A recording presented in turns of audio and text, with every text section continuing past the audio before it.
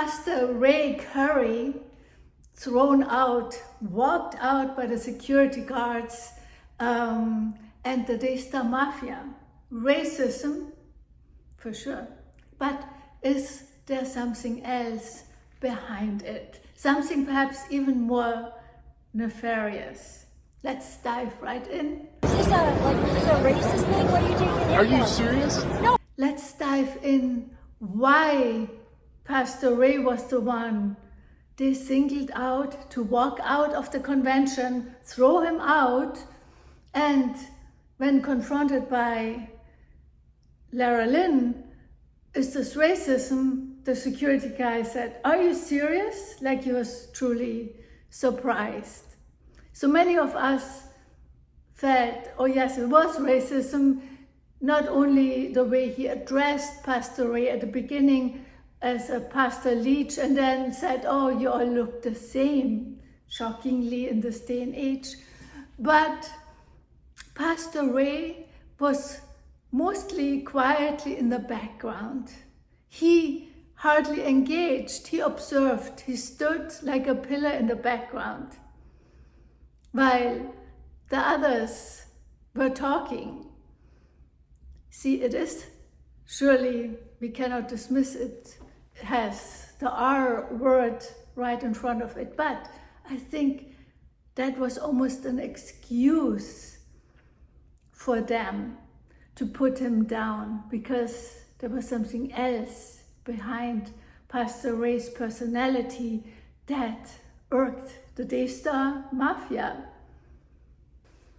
See, when we look at the clip of the encounter between Pastor Ray, Lara Lynn Thompson, and Ohio for Freedom, with Daystar, in particular Rachel, we see an interesting dynamic unfold.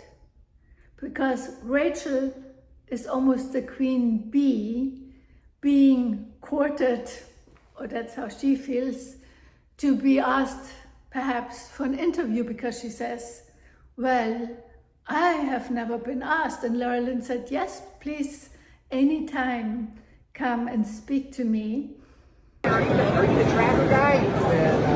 Hi. Not really a second. How are you? How are you? Give me a hug, buddy. It's good to see you. How are you? I'm glad you're okay, man. Okay. Hi. It's good to see you, buddy. Yeah. Pastor Leach. So this is It's good to put the a face with a Oh man. person. so this is the guy that put a tracker in So my that's car. the one with the tracker. Yep. How are you doing? Showed up at my house in the bulletproof vest and the gun. That's amazing. That's called Mr. uniform. Shannon Kelly. That's amazing. So we have a plain clothes and we have You talk uniforms. to everyone but Wow. me. That's a You uniform. never reached out to me. I would love it. You want to come on the show? I definitely don't want to. Sir, we wear those at home. I would appreciate There's our it if you standard wanted to security film. uniform. We're gonna film. Okay, that's the truth, right? Yeah. Well, if you have any questions, please come on up. You'll see. But it's almost like Rachel is the queen, the empress. It is her event, the way she presents herself in terms of her body language, the way she speaks. And it's an envoy that of course includes her brother. The very brother that she always said wasn't cut out as a leader of Daystar, while she, Rachel, was the one, because she could mete it out and could rule over other people. And as we talked in other videos, the ruler is indeed one of those types, personality types. And Rachel wants to step into the ruler role. And she squarely plays that role in this clip. While Jonathan meekly stays in the background, almost as though confirming Rachel's assessment that he isn't leader material. But we talked about how a true leader, like Jonathan is a servant to those in his empire, while a false leader or perverted leader uses those in their empire as their minions. And we can see this dynamic already in this clip, as there's an interchange between Rachel and the convoy, if you will, the convoy of Ray, Pastor Ray, Lara Lynn Thompson, Everett of Ohio for Freedom, and her brother. Very friendly, although you never reached out to me and you're like, hey, you can come on the show. And she says, oh, no. Here is where it gets truly interesting, in my opinion. That is Lara Lynn, in my opinion, is her main personality type, is the connector. She connects perfectly well, and that is why she's such a great interviewer, such a great broadcaster. She connects with those that she interviews, but also with us, her audience.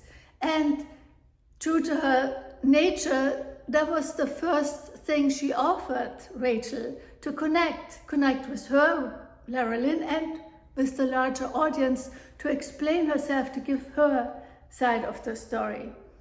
Of course, that was rebuffed and rebuked rather quickly by Rachel.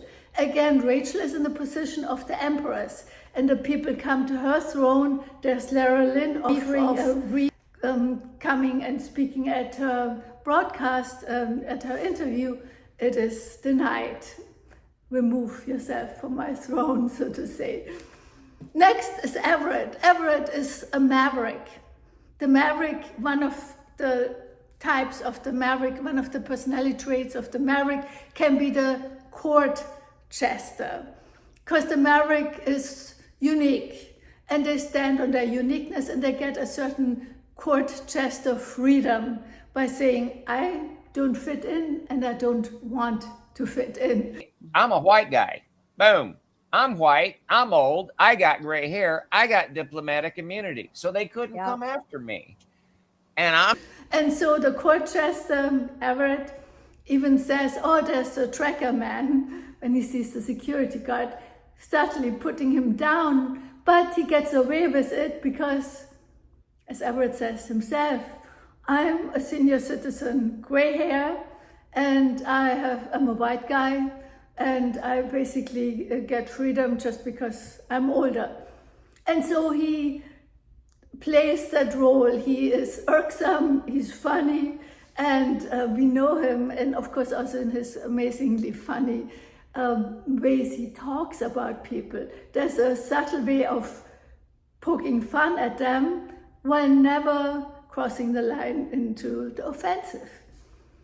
So Everett plays into the scenario of Rachel's empire. She's the empress. There's Lara Lynn offering her something, she rebuffs it. There's Everett playing the court jester, but she, as the empress, is barely amused, nor does make any effort to take him serious, if you will. Therefore, Everett gets away with it.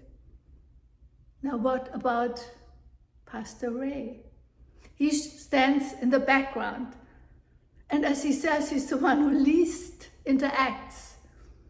The only thing he did was quietly take out his phone and film the interchange between Lara Lynn and Rachel, because the security guard, the Daystar Mafia, had filmed him, and so he counted them on equal level. See, Pastor Ray is a ruler.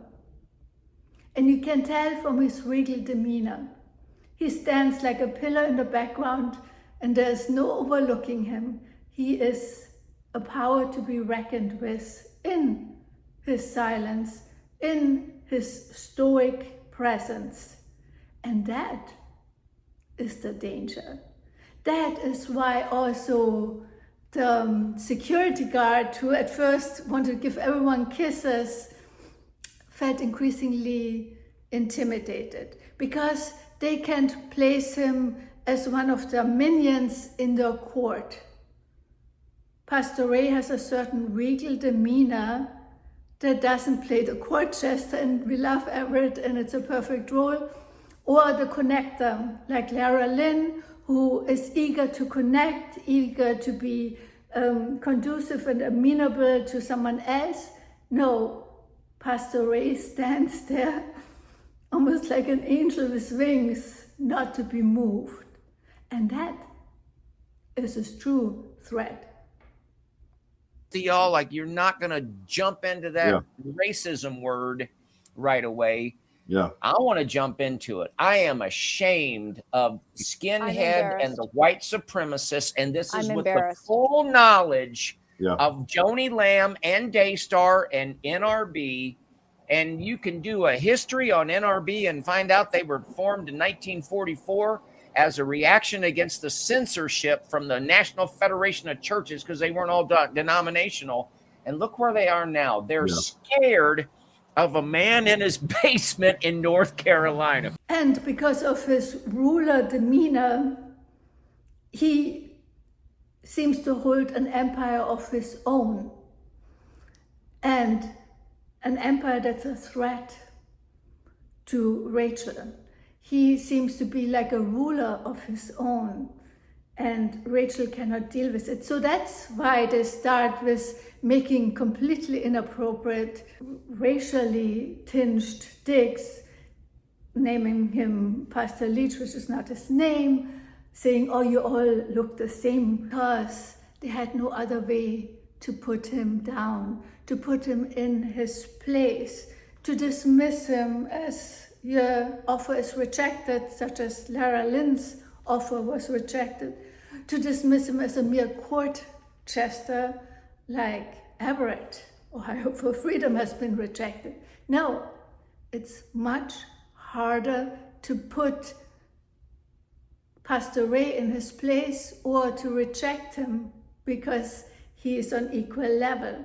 And the very fact that he sticks a camera in their face when they film him or the interchange shows that eye-to-eye equality. He will not bow down, if you will. Not that Lara Lynn or Everett bowed down, of course, but in Rachel's mind, she thought she has them handled. But Pastor Ray is a different story. So in keeping it even, this is what I got. You know what? We'd love to have Rachel on the show. We'd love to have you. You want to talk on the show? I'm fine. I'm fine. Real conversation. I am not a bad person, Rachel. Something very bad happened to Baby Lara. JW and Rebecca knew it. They were warning everyone before they got to the beach house. When you got to the beach house, why would your husband, like, please, woman to woman, why would your husband turn around when I don't feel comfortable with being recorded, and you could please not record me. I'd be happy to have a conversation. He put his down, I put mine down. When Susie said, go get changed, okay, can you please stop recording? Okay, now look, out of everyone there, I, once again, am the most compliant. I'm recording because Shannon Kelly's scary, insecure self is recording. Okay, so they are the ones recording. You're the ones recording. So I'm following your directions. We're all recording here. So I pull out my phone to record. Now, all of a sudden, now it's a problem with Rachel. It wasn't a problem when Shannon Kelly was recording us. But now that I'm pulling out the phone to record the same thing, these people are recording us, and it's no problem. I'm recording the same thing they're recording. Now I don't want to do no. I don't feel no comfort. And so I'm like, well, I'm following him. If he puts his down, I'll put mine down. And guess what? Like the good kid, he put his phone away. I put my phone away. One could even go so far as to say that while Jonathan meekly stays in the background, it's Pastor Ray who steps in the shoes of Jonathan. He represents that power that Jonathan is to actually as the ruler, but Jonathan is too meek to make a big representation of himself. More so though, of course, Pastor Ray represents a higher power.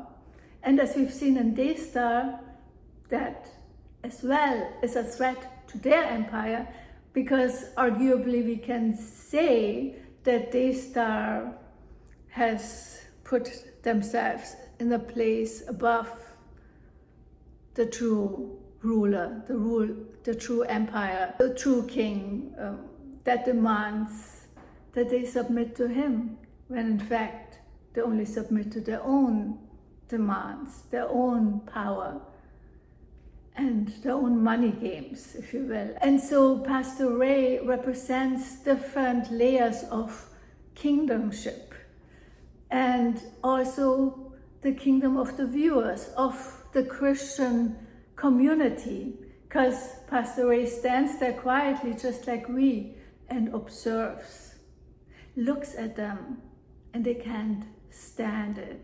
So what do they do? They put down the seemingly one weakness they think they can detect in him that could make him insecure, perhaps make him strike out and retaliate in anger, and that is horrific racial put-downs. But Pastor Ray stands quiet because he represents a kingdom higher than theirs. And that's what's irking them far more so than race. Race is just an excuse they stupidly try to use, which backfired spectacularly against them, because anyone who sees that sees how wrong and out of place they are. I am the most compliant person here.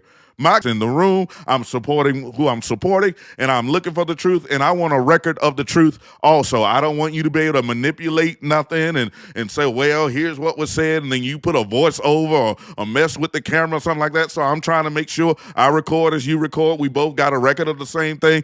And out of everybody in there, I'm not fighting, and I am the most compliant person in the room. I'm like, all right, let's keep it moving.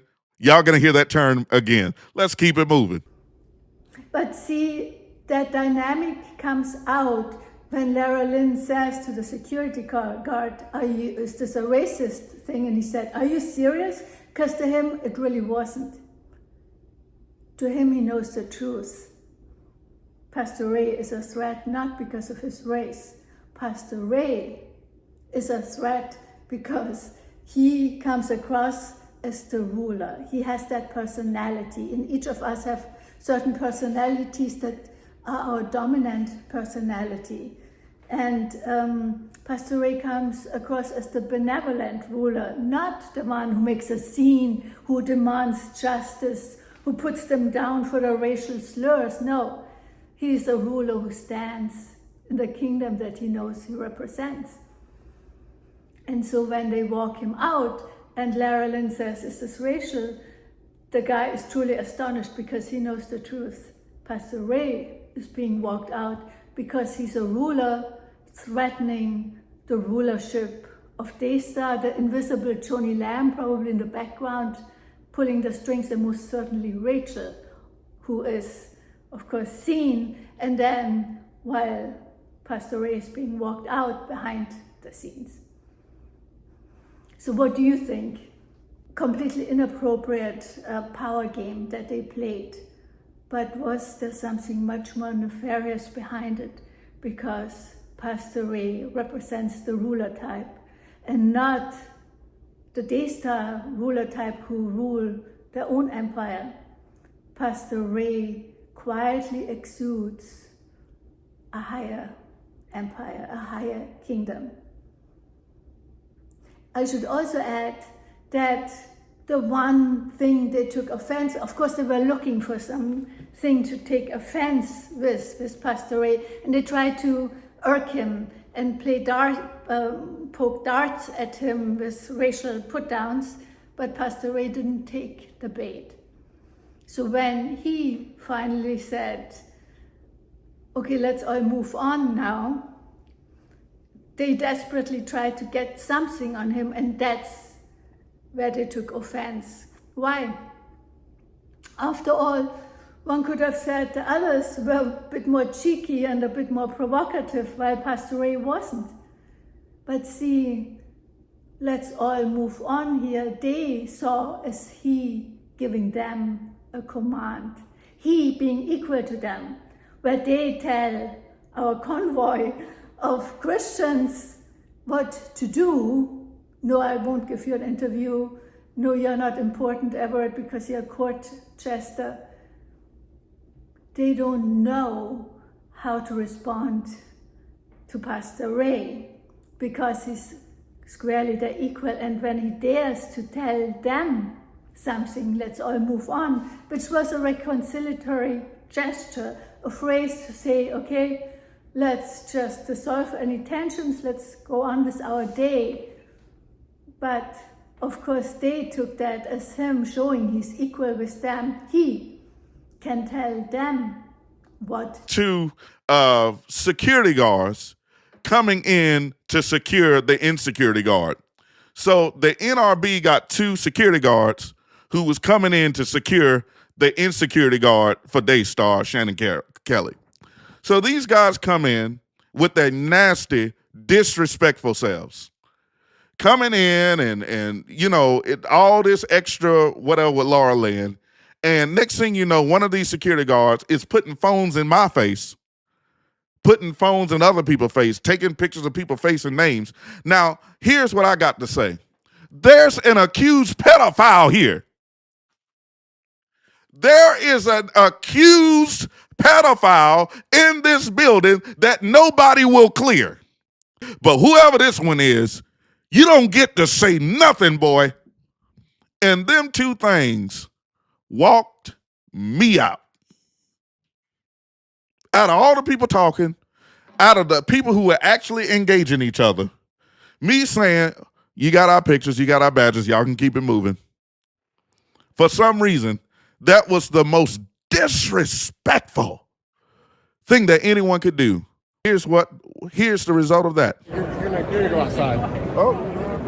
What did he say? I said keep it moving. So now I got to go outside. I always do. No. What's he pulling out? Is this a racist thing? What are you taking in? Are you serious? No, why are you? Because he just told us to leave. No. No, I said go. You're good. They're literally picking on Unction and making him leave. When Rachel came up to me earlier, I was just saying, Rachel, if you want to talk privately, you let me know. He didn't even do it. He did. What are you walking him on? Honestly. No, you don't have to. Y'all do. He was telling us to move along. So we're security. Well, I said we were y'all can talking keep it to him, moving. and he told us to And keep that's it my moving. words. I said y'all can keep it. If you want to be But that's cool. That's cool. Out of this group, I'll be the one out here. Oh, except we both heard it. I said they could keep it moving. We're not going to play these games with you. You're trying to rile people up. That's what you're doing inside. We're not Y'all have a good day. Oh, I See did. how much longer you guys. You guys have a good day. I want to talk to you. I ain't talking to none of them. I said you keep it moving. They don't have any evidence. And because of his ruler demeanor, he seems to hold an empire of his own, and an empire that's a threat to Rachel.